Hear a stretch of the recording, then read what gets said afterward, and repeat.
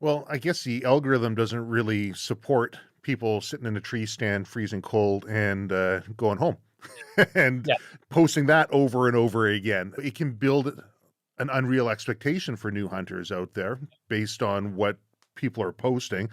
You know, oftentimes I've seen with some of these influencers, um, it's not always their animal that they're standing beside, and they might not say it's their animal, but Yeah. they're standing beside an animal, and people will look at this and be like, How is this person always going out and always successful?" And Yeah. maybe they're not taking into account the fact that they'll hunt in groups, and one person in a group of however many was successful, and everyone had their picture taken there. So it's, how would you describe hunting with your experience now to somebody who's looking to get into it?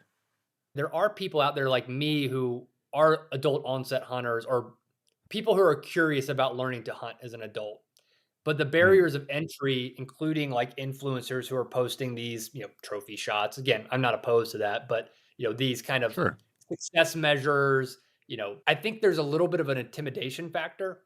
And what I Mm, wanted to do was like it's right to be intimidated because it isn't sure. intimidating, but to let people know that unless you're going out with tons of guides and paying top dollar, which is also okay, and I did some of that too to beat down the learning curve, you're gonna Mhm, fail.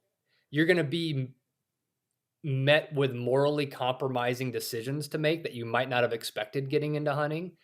You're gonna mhm. have to get legitimately elbow deep in an animal at some point or another and learn as you go and maybe waste meat, even though, most people getting in are like the, wanton waste, like, I wanna harvest everything of the animal, which is great, and I do that too, but along the way, Sure. you're gonna mess up and you're gonna, you know, disrespect an animal in your own eyes if that's the mentality you have, and I want people to know that you have to go through that.